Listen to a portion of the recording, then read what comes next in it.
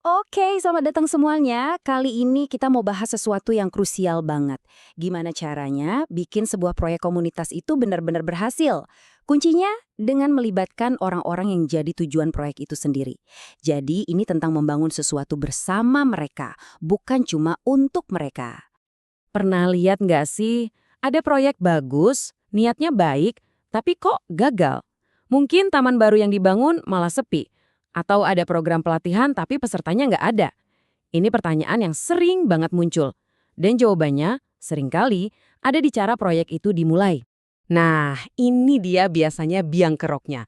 Ada konflik antara perencanaan top-down alias dari atas sama realitas bottom-up yang ada di lapangan.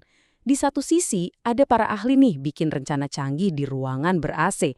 Di sisi lain, ada masyarakat dengan kebutuhan, keinginan, dan pengetahuan mereka sendiri.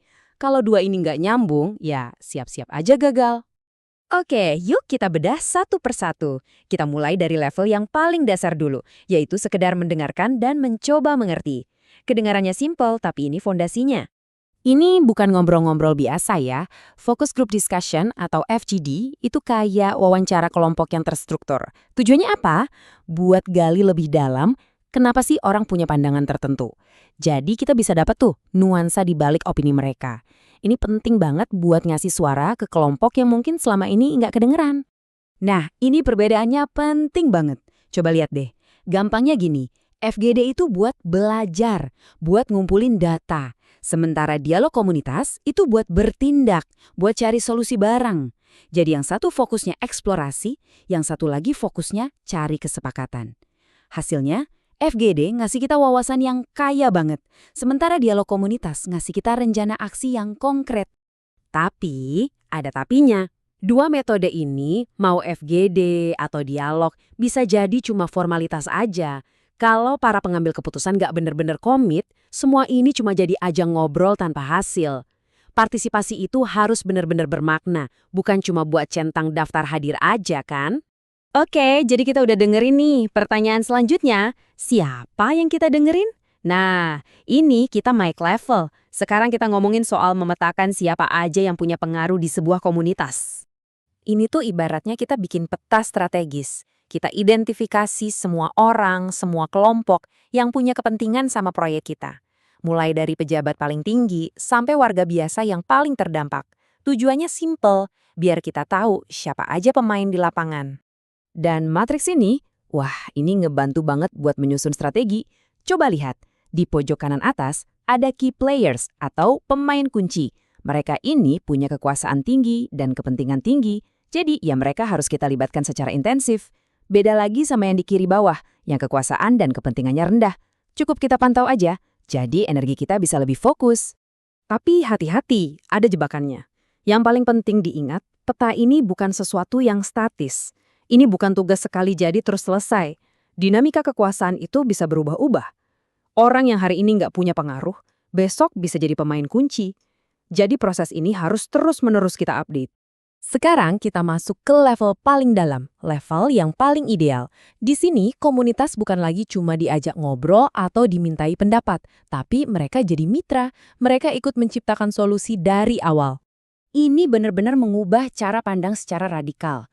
Participatory Rural Appraisal atau PRA itu pendekatan di mana komunitas sendirilah yang jadi pemimpin. Mereka yang menganalisis masalah mereka juga yang merencanakan solusinya. Jadi mereka bukan lagi objek pembangunan, tapi subjeknya. Keren kan? Dan caranya pun beda. PRA nggak pakai survei yang kaku dan rumit. Mereka pakai alat-alat visual yang gampang dimengerti semua orang. Misalnya, bikin peta sumber daya desa bareng-bareng. Atau bikin kalender musiman. Dengan cara ini, semua orang bisa ikut berpartisipasi. Nggak peduli mereka bisa baca tulis atau enggak. Nah, kalau PAR atau Participatory Action Research ini melengkapi siklusnya. Ini adalah penelitian yang langsung nyambung ke aksi. Jadi, ilmu yang didapat itu gak cuma berhenti jadi laporan di rak buku, tapi langsung diubah jadi perubahan nyata yang bisa dirasakan langsung sama komunitas. Prosesnya itu berupa siklus yang terus berputar. Rencanakan, bertindak, amati, lalu refleksi. Selesai refleksi, kita bikin rencana baru lagi yang lebih baik. Terus bertindak lagi. Gitu terus. Jadi solusinya makin lama makin tajam dan makin pas sama kebutuhan. Dan yang paling penting, semua yang terlibat merasa memiliki proses ini. Oke, kita udah bahas 3 level keterlibatan. Sekarang, pertanyaannya, di era digital ini, gimana teknologi mengubah semua ini? Teknologi digital atau e-partisipasi ini membuka pintu yang gede banget. Bayangin aja kita bisa bikin forum online, polling digital, bahkan nulis kebijakan bareng-bareng lewat platform online. Secara teori, siapapun yang punya internet bisa ikut ngasih suara.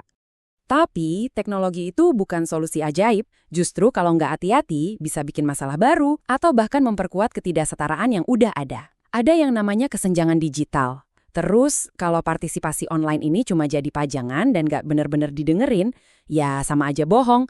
Jadinya cuma tokenisme versi digital.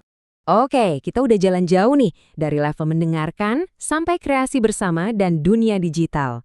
Jadi, dari semua ini, apa sih satu hal paling penting yang harus kita bawa pulang? Ini dia intinya. Tujuan akhir dari semua metode ini bukan cuma biar orang-orang setuju sama ide kita. Bukan. Tujuannya adalah membangun solusi bareng-barang sampai komunitas itu merasa, ini proyek gue. Nah, rasa kepemilikan inilah yang bikin sebuah program bisa berkelanjutan dan benar-benar berhasil. Dan sebagai penutup, saya mau ninggalin satu pertanyaan buat Anda renungkan. Coba deh pikirin lingkungan sekitar Anda, entah itu di kantor, di RT, atau di komunitas Anda. Gimana sih keputusan-keputusan penting dibuat? Siapa yang suaranya paling dominan? Dan suara siapa yang jangan-jangan nggak pernah kita dengar? Jawabannya mungkin adalah langkah pertama menuju perubahan yang lebih baik.